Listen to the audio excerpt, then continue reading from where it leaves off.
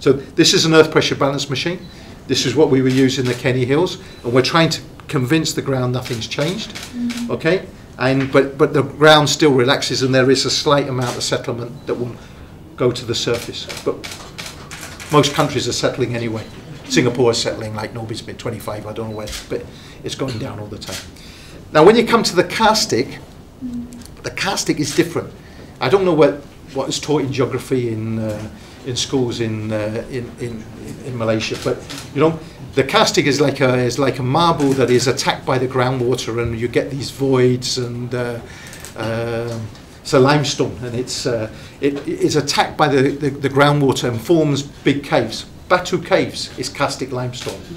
Now, you know how big Batu cave can be, and all the sort of the things that are coming down, and the spikes that are coming down. Well, you imagine that turned the other way up as well.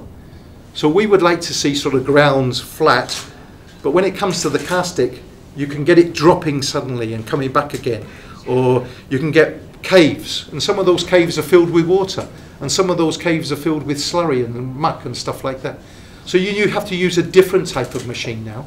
So in the karstic, we will use what is known as a slurry machine.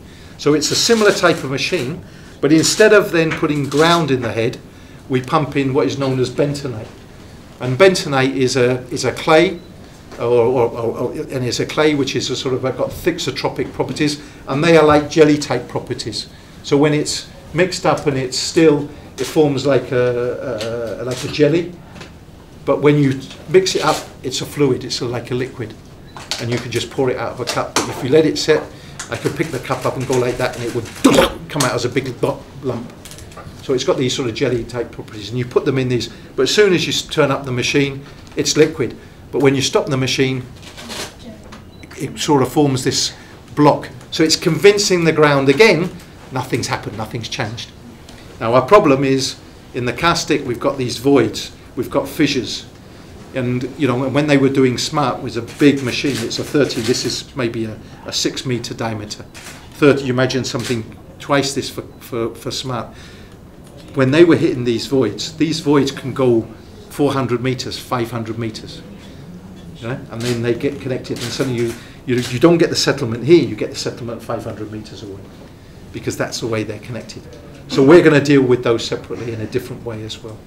So let me deal with the karstic, and then I come back to the Pasasani and the old buildings and things. So with the karstic, what we want to do, and this is why we you know, in some areas we've been moving areas with squatters and things like that, is because we need the land, or at Jalanine near Bukit Bintang there, we need the land because we need to get in, we need to probe, we need to investigate, find out where these voids are, find out where these fissures are, and fill them up. Either fill them up with concrete or grouts on these things, so that when the tunnel comes through, we don't have disturbance on the surface or disturbance a long way away. We're, in a sense, strengthening the block of ground that we want to tunnel through. All right? So that's what we're going to do with the karstics. We're going to do a lot of investigation.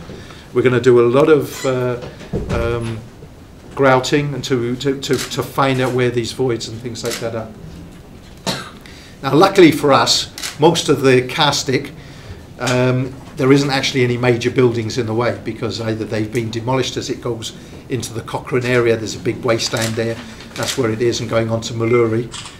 We haven't got that much a problem, in a sense. So, but it's just making sure that the block that we're tunnelling in is a solid block. But where the Kenny Hills are, it's a different issue, because then we're coming into the sort of where the shop houses and things like that are. Okay. Now, the intention is, I think the thing started off badly, all right, because I think there was a sort of, you know, it's like maybe statements were made by people who haven't understood tunnelling or done tunnelling about certain things. You know, I think there was straight away, you know, when we're going to do the tunnel, we've got to demolish the building. No, we don't. No, we don't. We don't have to do that. What we have to do, if the building is unsafe, then it is foolish to tunnel underneath it if the building is unsafe. And when I mean unsafe, if it hasn't got any stability in itself, you know, next to the, I mean, an example, next to the the town hall, there are two facades of a building. Well, that's not very stable. I mean, it's been made stable, but it's not very stable. And you wouldn't want to go just with a wall sticking up like this, you know, and then put a tunnel underneath it, because, as I said, there is a certain amount of settlement, and I don't know what the stability of that is, and I don't know what the footings are like. So, you know, what we would want to do is the first thing, whether we go in and we're doing the tunnelling, is go in and have a look at the properties, you know. Look at the condition of the properties. Is it already cracked up inside? How are the floor beams supported? Are they slid off their bearings and there's only sitting there with 1/4 of an inch? Is there cracking? I mean, some of these old shop houses, they've got these timber beams across. I've been to Passasene area, Jalan Sultan, and you can see they're rotten. You know, you can see the beam has broken slightly. Well, so we need to look at those properties, and if we need to do any shoring up, repair, protection, then we're going to do that.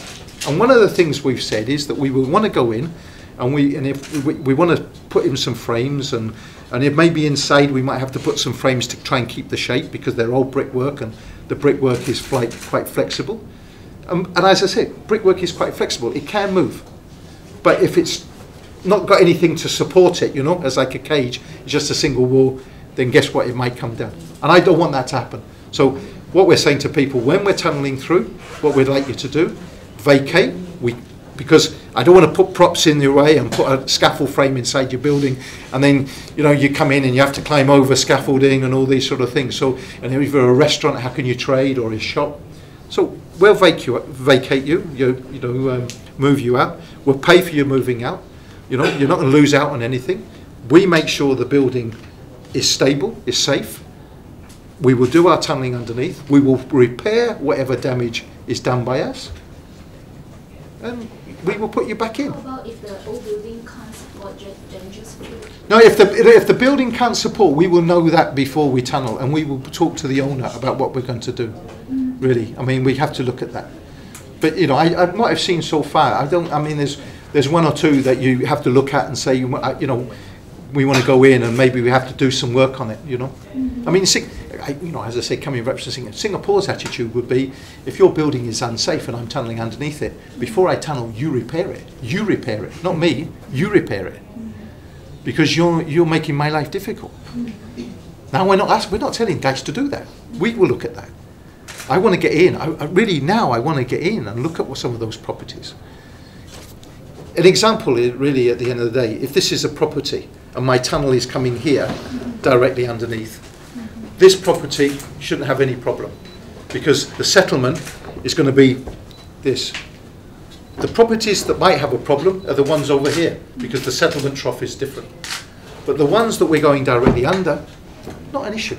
You know, I mean, if they go down 10 mil, they will all go down. Nobody will even notice it, because everything goes down 10 mil. They won't even notice. I will know, because I know what the absolute is.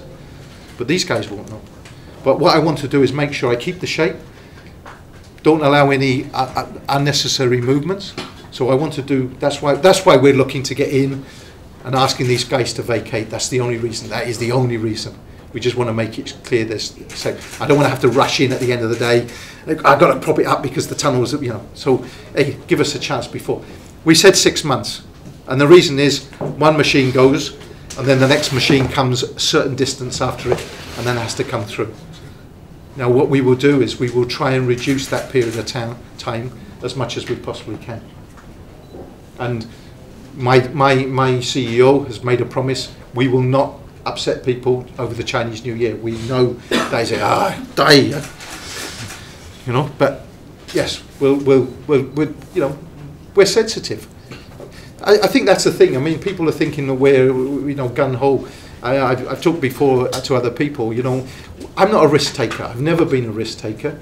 The people I work with are not risk takers. We see we have a moral responsibility to people to do things properly.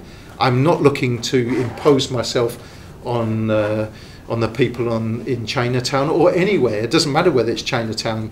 You know, I've even said, you know, down Grand Saga, you know, the people who use the expressway down Grand Saga should not be interrupted by my work. I will make sure, that's my job, to make sure that LLM and the concessionaire has the expressway that he is supposed to have. It's not my job to block it, to do anything to it. And it's the same with Pasasene, you know, Madaka, Bukit Bintang, everything. My job is to try and build this thing with less disruption, but guess what, some guys, we're going to have to work together on certain things. You know, Pasasene is like that. As I said, we're looking to come through. We are going to demolish some buildings in the Jalan Sultan area, but that is where the station is going to go, and I need that because that's a big box. You know, these stations are not little LRT buildings. These are big, you know, sophisticated underground. You know, doing a basement. We're not doing basements. We're doing underground stations. These are 40 meters deep.